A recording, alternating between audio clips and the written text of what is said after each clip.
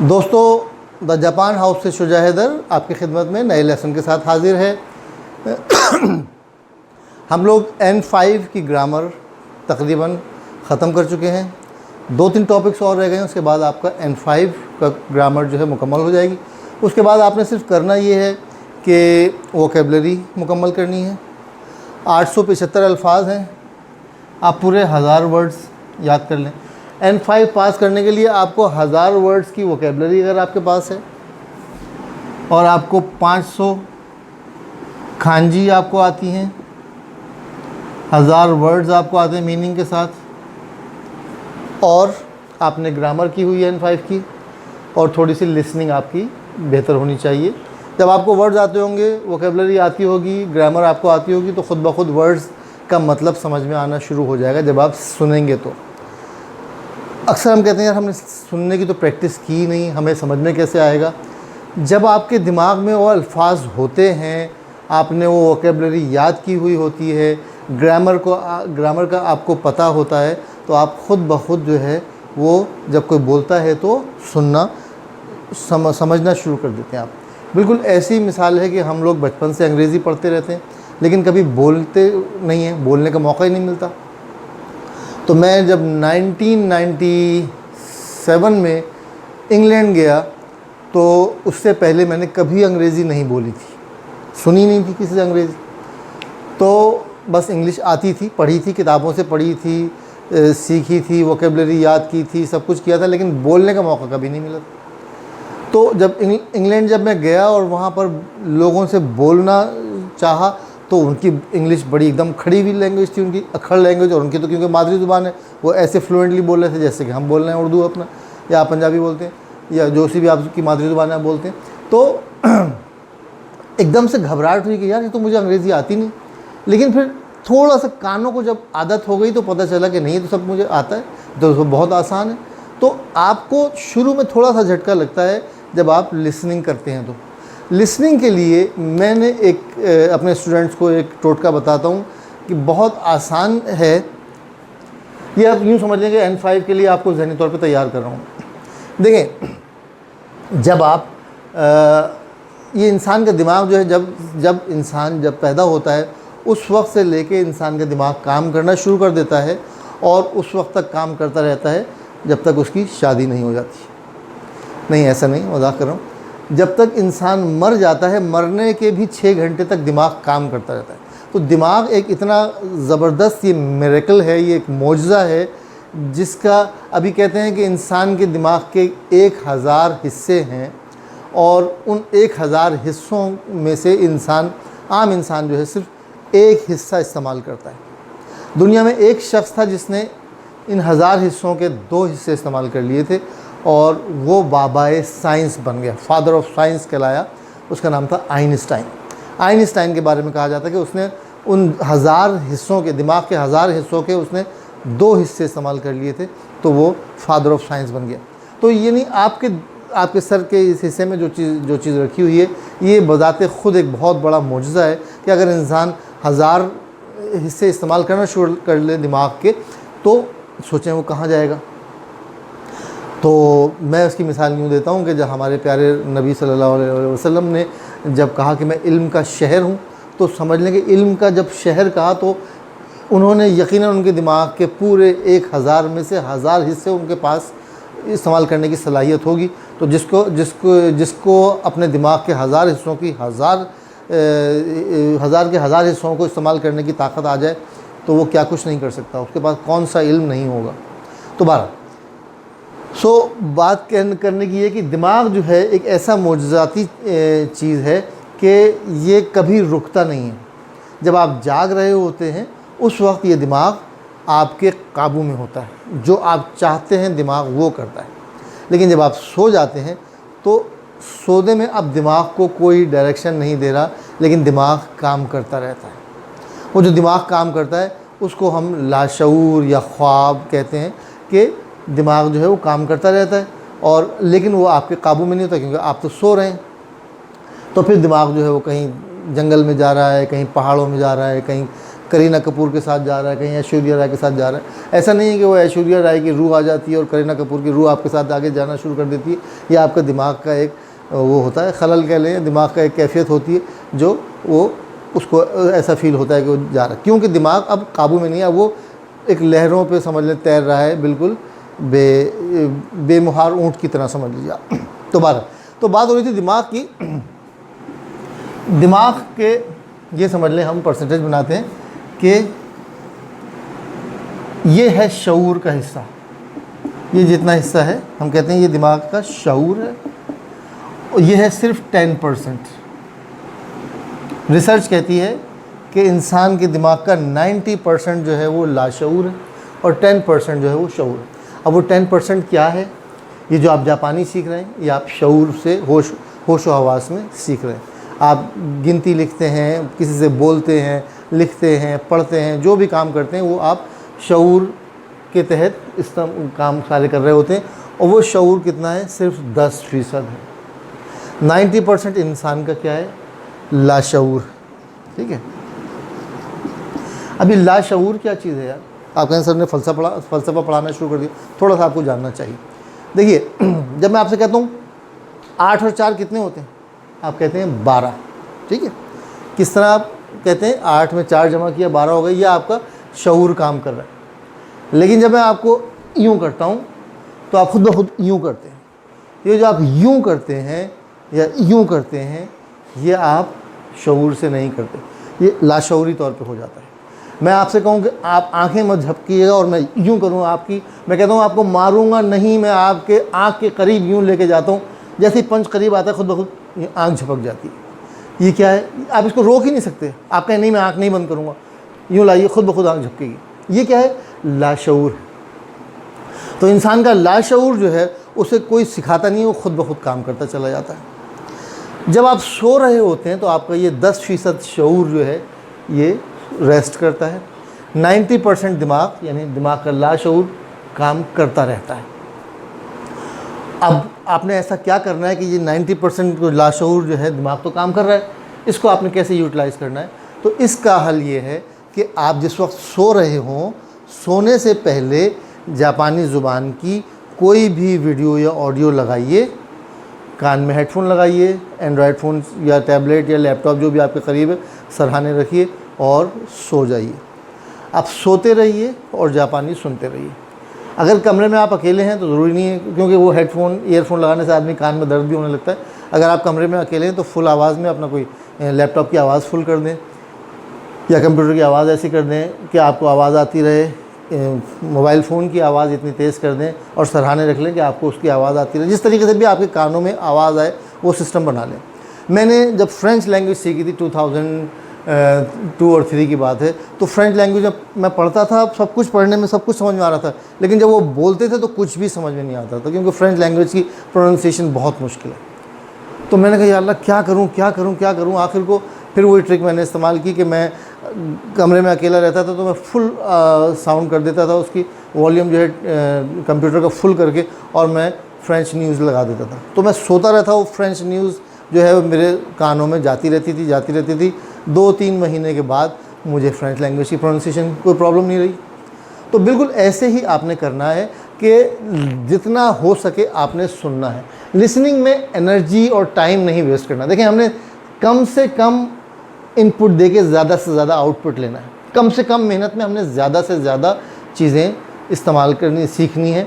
जैसे खांजी में होता है ओनयोमी और कुनयोमी, मैं आपको कहता हूँ ओनयोमी और कुनयोमी में जानने की ज़रूरत नहीं है। आपसे कोई नहीं पूछेगा कि ये जो है इस खांजी का ओनयोमी है या कुनयोमी है, बस आपको पता होना चाहिए कि इस खांजी को ये भी पढ़ते हैं, ये भी पढ़ते हैं, ये भी पढ़ते हैं।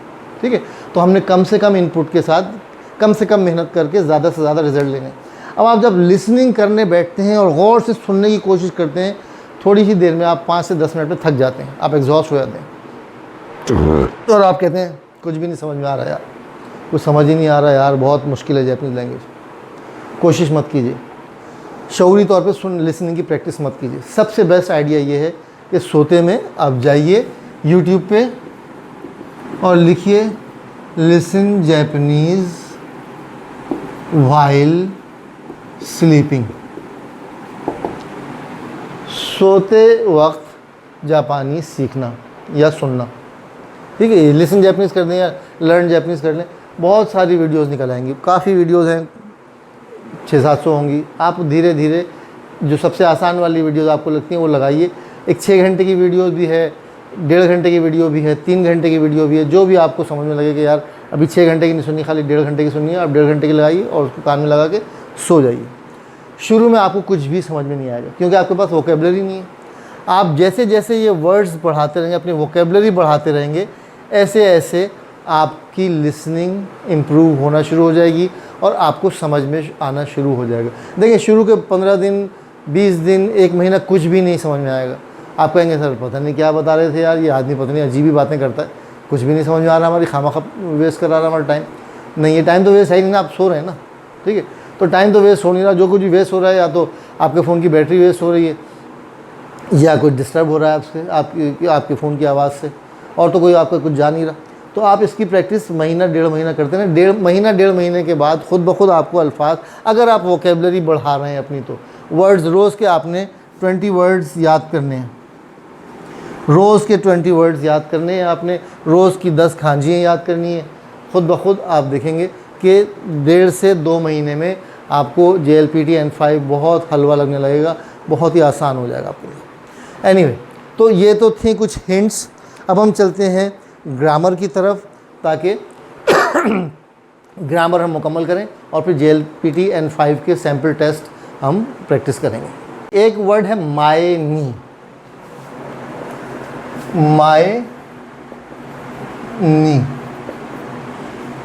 मायनी का मतलब है, माय का मतलब है सामने या पहले, नी मायनी, हम इसको इस तरह भी कहते हैं, ईसु वा सुकुएनो मायनी अरिमस। एक तो ये इस्तेमाल है इसका, ईसु वा सुकुएनो मायनी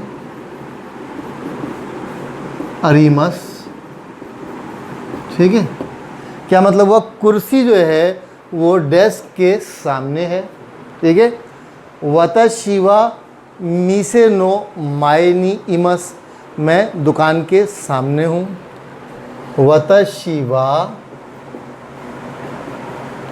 ओ मीसे नो, मीसे का मतलब है दुकान, और दुकान की वो लोग रेस्पेक्ट करते हैं जापानी, इसलिए ओ मीसे कहते हैं। ओ मीसे नो मायनी इमस, हम पिछले लेसन में पढ़ चुके हैं ईमस में और अरिमस में क्या फ़र्क है। बेजान चीज़ों के लिए की मौजूदा होने, बेजान चीज़ों के मौजूद होने को अरिमस कहते हैं और जानदार चीज़ों के मौजूद होने को ईमस कहते हैं। मैं दुकान के सामने में हूँ, हम कहते हैं मैं सामने हूँ, जापानी कहता है माए नी ईमस, सामने में हूँ, ठीक है। मैं क्यों अपने लिए ईमस लगा रहा हूँ कि मैं कुछ जानदारों में शुमार होता हूँ। ऐसी कोई मैंने जानवर नहीं है, लेकिन बहरहाल जानदारों में शुमार है मेरा, तो ईमस लग रहा है। अरिमस जो है वो बेजान चीज़ों के लिए होता है। मिसाल के तौर पे ईसु जो है बेजान है, कुर्सी कोई जान नहीं है उसमें, तो वो अरिमस हो जाएगा। ईसु वा सुकुएनो मायनी अरिमस, वताशिवा ओबिसेनो मायनी ईमस। चलिए, तो लगे हाथों अरिमस और ईमस में फ़र्क भी समझ में आ गया। हम बात टॉपिक पढ़ रहे हैं मायनी, ठीक है। ये तो क्या है, नाउन के बाद जब मायनी आएगा तो नाउन के बाद हमेशा नो लग के मायनी आता है। सुकुए नो मायनी, ओमिसे नो मायनी। लेकिन अगर वर्ब के बाद मायनी लगेगा तो इसका मतलब क्या है, देखें यहाँ पे क्या मतलब है, सामने। सुकुए नो मायनी अरिमस, डेस्क के सामने है। ओमिसे नो मायनी इमस, दुकान के सामने मौजूद हूँ, ठीक है। हम पढ़ रहे हैं वर्ब के बाद अगर मायनी आता है तो क्या होता है, ठीक है। वर्ब के बाद अगर मायनी आएगा तो इसका क्या मतलब है, ठीक है। मैं I will wash my hands before having my lunch, ठीक है। अब इसको उर्दू हिंदी में कहेंगे तो ज़्यादा समझ में आएगा कि सीक्वेंस उसी हिसाब से चलेगा। मैं खाना खाने से पहले हाथ धोता हूँ या धोऊंगा। धोऊंगा कर लेते हैं, मगर अभी मैं समझाता हूँ आपको। अच्छा जी, मैं, ये आ गया वतशी वा। वतशी की खांजी आप लोगों को मैं पढ़ा चुका हूँ, ठीक है। ये वतशी की खांजी है ब्रैकेट में। वतशी वा खाना खाने से पहले, खाना मील लंच, उसको क्या कहते हैं? अच्छा, वैसे खाने को कहते हैं गोहान, लंच को कहते हैं हिरु गोहान। वतशी वा हिरु गोहान ओ क्यों लग रहा है कि लंच जो है वो ऑब्जेक्ट है, ऑब्जेक्ट के बाद हमेशा वो लगता है। वतशी वा हिरु गोहान ओ खाना, टू ईट, ताबेरू, ठीक है, से पहले। याद रखें, माए नी से पहले जो वर्ब की फॉर्म लगती है वो हमेशा रेगुलर फॉर्म लगती है। यानी रेगुलर फॉर्म की पहचान क्या है कि उसका आखिरी अल्फ़ाबेट जो होता है वो हिरागाना के चार्ट के थर्ड कॉलम का होता है। ऊ, कू, सु, तुसु, नू, बू, इस तरीके से थर्ड कॉलम का जो है वो अल्फ़ाबेट होगा। वतशी वा गोहान ओ हिरु गोहान ओ ताबेरू माए नी।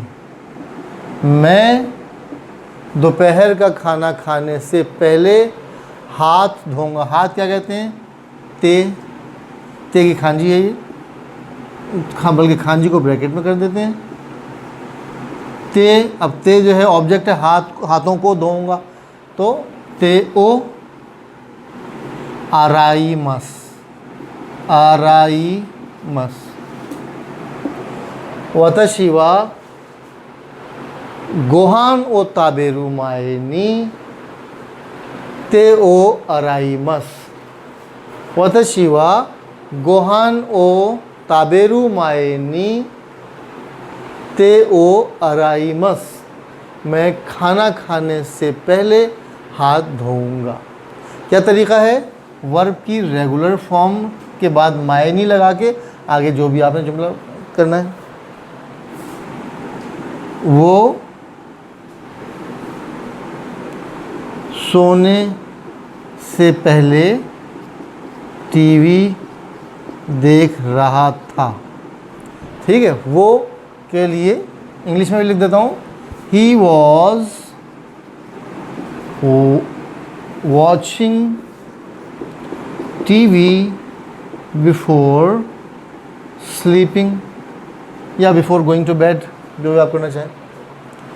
वो सोने से पहले टीवी देख रहा था। वो के लिए क्या आ गया? करे, करे वा सोने से पहले, सोने को क्या कहते हैं?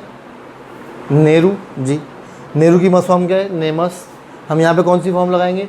नेरू लगाएंगे, नेमस लगाएंगे जी, रेगुलर फॉर्म लगाएंगे, नेरू लगाएंगे। वतशी वा नेरू माएनी, वतशी वा नेरू माएनी, सॉरी, करे वा नेरू माएनी टीवी देख रहा था। टीवी को कहते हैं तेरेबी, तेरेबी यानी टेलीविज़न का उन्होंने खाली विजन निकाल दिया, तेरेबी कर दिया, तेरेबी। कताकाना में लिखा हुआ, इसका मतलब है इंग्लिश का वर्ड। कहीं पे भी कताकाना लिखी हो तो आपने फ़ौरन ये समझ लेना है कि ये, इसका मतलब जैपनीज़ का वर्ड नहीं है, किसी से इन्होंने मुस्तार लिया है ये, यानी किसी और लैंग्वेज से इन्होंने अपनी लैंग्वेज में कन्वर्ट किया। तेरेबी कम्स फ्रॉम टेलीविज़न, टेलीविज़न का विजन निकाल दिया उन्होंने, खाली तेरेबी कर दिया, तेरेबी। करे वा तेरेबी, करे वा नेरू मायनी तेरेबी ओ टीवी को देख रहा था। देखना क्या कहते हैं? मीरू, देख रहा हूँ, मीते ईरू, देख रहा था, मीते ईता।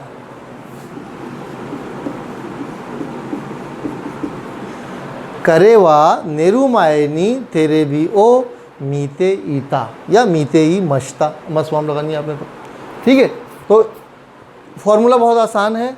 वर्ब मायनी का मतलब है से पहले, मायनी से पहले जो भी वर्ब लगाएंगे वो वर्ब की रेगुलर फॉर्म होगी, और वर्ब की रेगुलर फॉर्म के बाद मायनी लगा के दूसरा वर्ब जो भी है। इसमें होता क्या है, आमतौर पे दो वर्ब होते हैं। मैं खाना खाने से पहले, पहला वर्ब क्या है? खाना, खाना टू ईट, और दूसरा वर्ब क्या है? धोऊंगा। तो दूसरा वर्ब जिस पोजीशन में भी है, अगर फ्यूचर टेंस में तो आपने अराइमस लिख दिया, पास्ट में है तो आपने मीते ईता कर दिया। ये आपने सारी फॉर्म्स पढ़ी हुई हैं वर्ब्स की, हम सब पढ़ चुके हैं सारी चीज़ें। तो ये आपने इसके हिसाब से प्रैक्टिस करनी है। वतशी व इकू माएनी होंग ओ खाइमस, मैं जाने से पहले किताब ख़रीदूँगा। ठीक है, वतशी व इकू माएनी, इकू का मतलब जाना, मस फॉर्म है इकीमस, लेकिन हम मस फॉर्म नहीं करेंगे, सिर्फ रेगुलर फॉर्म लेंगे। रेगुलर फॉर्म क्या है, जाने की, इकू। वतशी व इकू माएनी होंग ओ खाइमस, मैं जाने से पहले किताब ख़रीदूँगा। ठीक है, तो ये हो गया माएनी। ठीक है, माएनी। एक दो टॉपिक और रह गए हैं, इंशाल्लाह 3-4 लेक्चर्स में वो मुकम्मल हो जाएंगे। तो हम JLPT की ग्रामर तकरीबन ख़त्म करने के करीब पहुंच चुके हैं। मेहनत कीजिए, जैसे जैसे मेरी वीडियोज़ आती रहें उनको उसी तरतीब से प्लेलिस्ट के हिसाब से फॉलो करते रहें। नहीं समझ में आए, एक दफ़ा देखें, 2 बार देखें, 3 बार देखें, बार बार देखते रहें तो आपको ख़ुद ब खुद कॉन्सेप्ट भी क्लियर होता रहेगा और दिमाग में बैठता भी रहेगा, याद भी रहेगा। वीडियो पसंद आए लाइक कीजिए, शेयर कीजिए, सब्सक्राइब कीजिए, बेल आइकॉन पर क्लिक कर दीजिए, मेरे हक़ में दुआ कीजिए। थैंक यू, धन्यवाद, शुक्रिया।